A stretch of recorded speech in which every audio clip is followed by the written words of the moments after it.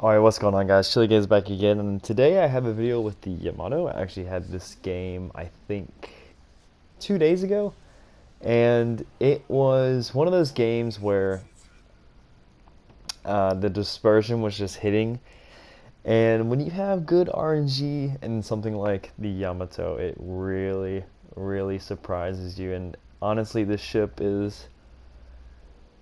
It's a big mixed bag for me, obviously. Like, it's the Yamato. You have guns that will overmatch everything. It can be a ton of fun, but it can also be just a huge target for everyone to farm if your team collapses. And the coin toss that is legendary tier at the moment is this ship can either be it's half and half. It's either a decent game, or it's just your team gets slaughtered, and sometimes it's just a bit of both.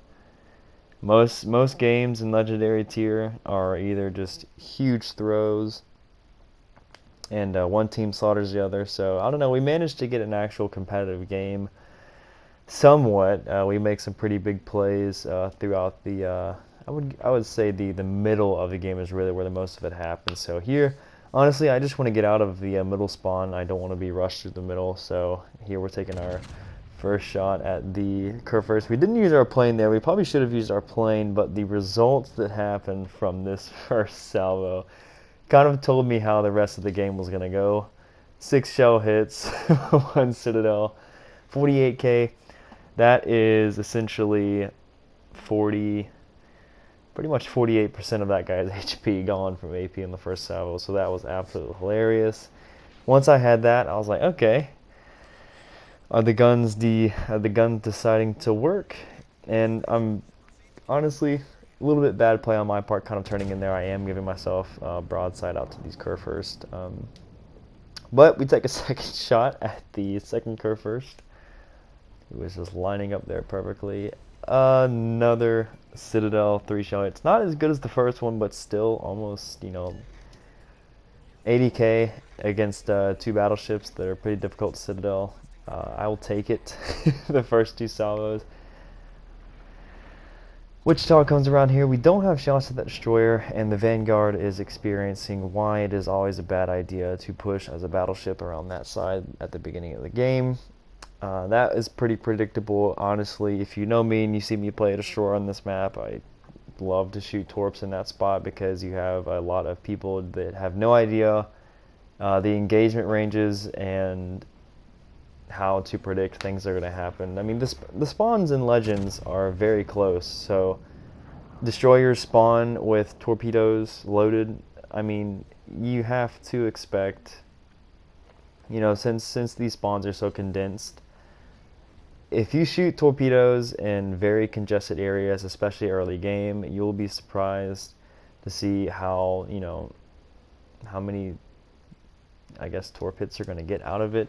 And there's something to be said about it. I have a 6% torpedo accuracy, but in situations like that, if I was that enemy, I think it's the Urachi, I almost every single time will shoot torpedoes, and specifically where that Vanguard goes, just to maybe the 1% chance that it actually hits somebody, and that guy got an actual devastating strike from it. So honestly, my main goal in shooting torpedoes like that is because I know destroyers 80% of the time are going to go the exact same route. So you just shoot torpedoes there and you get lucky, and if you hit a torpedo on a destroyer beginning of the game, it's a very easy cleanup and your life is 10 times easier. So we do get the follow-up 2 turrets on there. These guns will hurt. That was a lot of damage. 5 overpins. I believe it is 1,600 damage per overpin, because 10% of the Citadel. So that is a very healthy chunk of that Urachi's health. I mean, you will see later, almost not later in the game, but coming up in a handful of minutes here. But first off, we got to focus on this Wichita coming out broadside to Yamato. Now we could overpin him here, but he turns away and gives our shells a little bit more time to arm, and we do wipe out the Wichita. That was honestly, from here on out, I was like, okay, this is a sick game. I'm here for this. We deleted a Wichita. We smacked We smacked the curve first, we smacked the other curve first. I'm also honestly surprised I haven't hit Confederate yet, because we've had 4 very good salvos on 4 pretty decent targets. Fantastic shows himself here. I elect to take the shot. I'm not going to use these shots to go against battleships. Any damage that I can get, and you see that's 3,200 damage. Shima could easily gun this guy down. I'm not too sure what happens, but I am focused on only shooting this destroyer here, because I know the Shima is the last thing up to bat to defend me against this Fantask, because once this Fantask, if he does get away and the Shimakaze dies, there's no defense for me to actually really realistically kill this guy, unless the Fantask is just not the best player. Unfortunately, miss him there. That could have been at least, you know, a pin or two, and that might have killed him there, so that's kind of upsetting.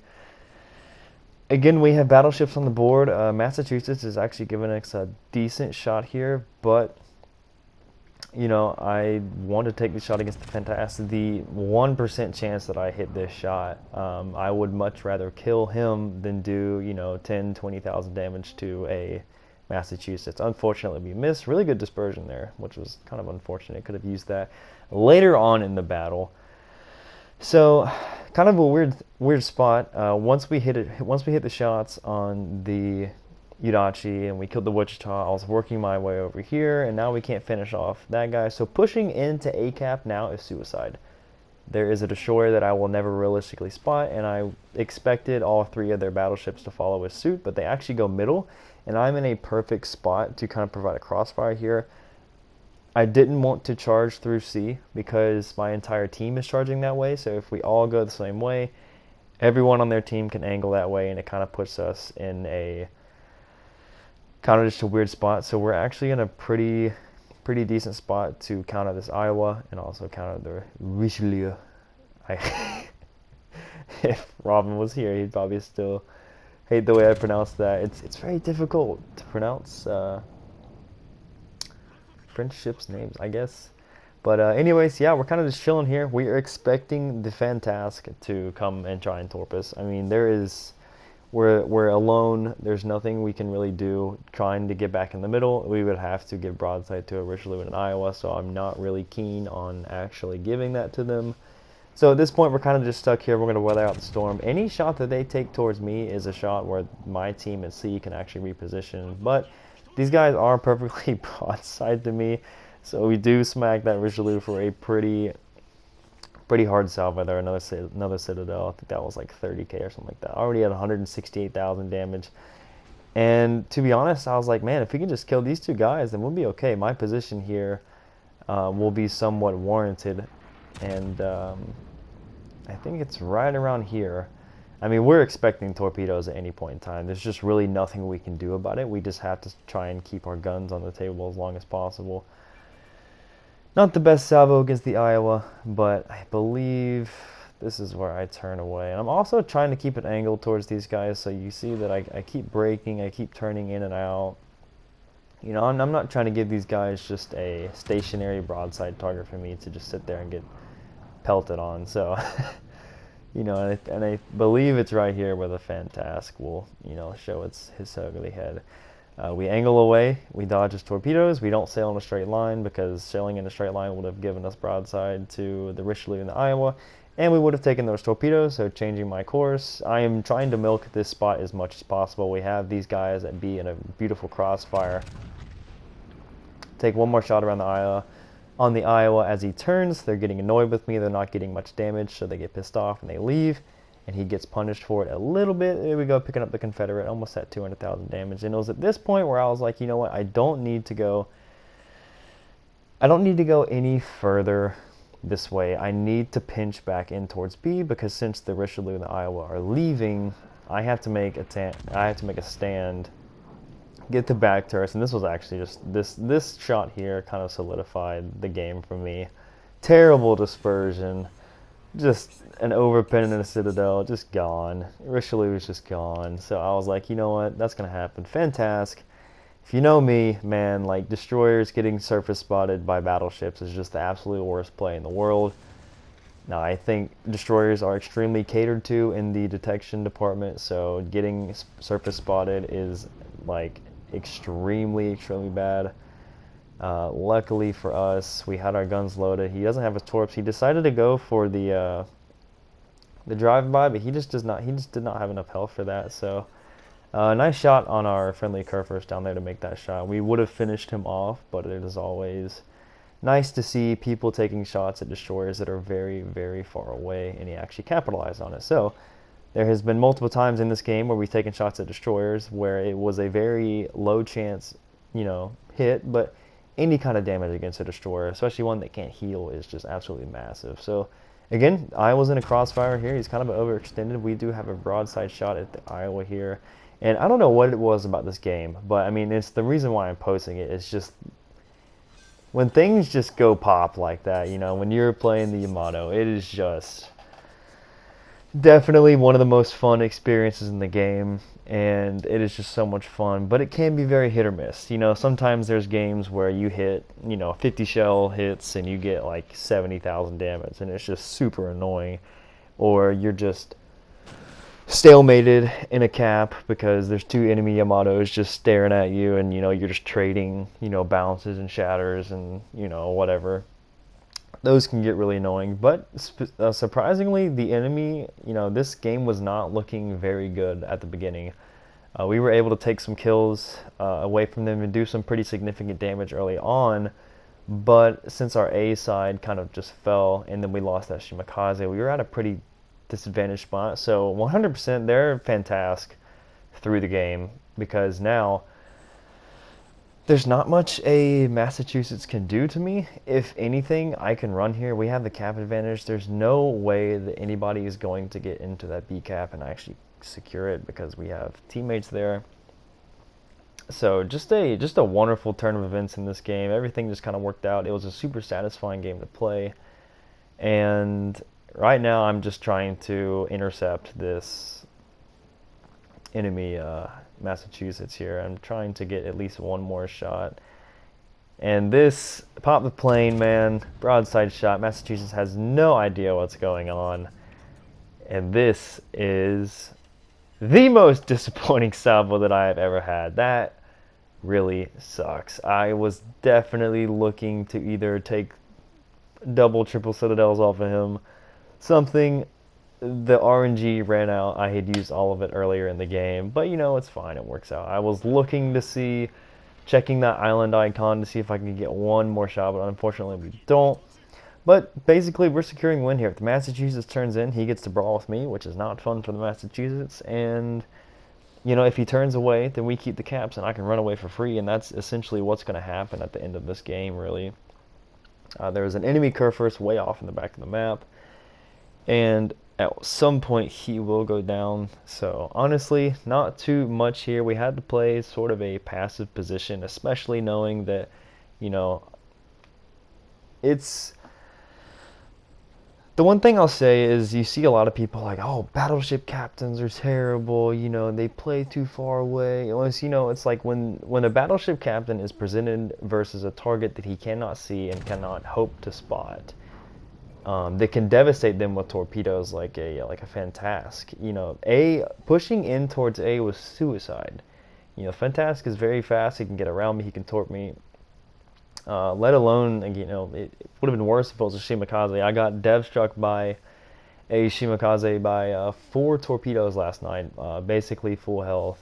And it's just, there's so much power in a destroyer. So, on our Shimakaze, we hit that Fantask for, three grand and take most of his health, and our Shimakaze still can't finish the target. So, without proper support and without proper, ship classes to counter each other, there's just a lot of things that battleships are very vulnerable to. And, I've made a YouTube channel literally off of mostly cruisers, taking advantage of very light armor, but really good guns, and just using islands to my cover. If you get a battleship with no ways of spotting, and you just have a destroyer that's spotting for you, and I'm in a Cleveland or something like that, I can sit behind an island all day and kill the guy without even showing my face. So it's like, when you lose destroyers early on, it takes so much power away from your battleship. So at this point, we just had to play very conservatively, and hope the enemy team through throw the game they did. Now we're just kind of sitting here. This was a fantastic game. Honestly, I needed this. Deleting the Wichita, getting some nice solid chunks on the DDs, getting some just, health bars just evaporating with these guns. It was a game that I needed in this game that I wanted. So that is basically it, guys. I hope you enjoyed this. 244,000, 3 kills, 7 citadels. I feel like we could have gotten more devastating strikes. That last shot on the Massachusetts was very sad. I was hoping to get maybe like 30, 40k off of him, and I believe we switch here. Decent game in terms of base XP, 3,300. So we will take it, guys. This is basically it. I'm just going to let this run for the next, I think, a minute and a half. It's just going to be the scoreboard. If you did like the video, please like it. It does help the channel out a lot. What it does when you like and you comment, it basically gives the algorithm for YouTube better tools to market your video. So if I have 100 likes on a video very, very soon or whatever, it's going to recommend this video to other people as well. And I know you guys do a great job of liking the videos. But just a reminder, guys, I love you all so much, and I hope you all having a fantastic day or night wherever you are. This is going to be it from me. Y'all take it easy, guys. I'll see you next time. Peace.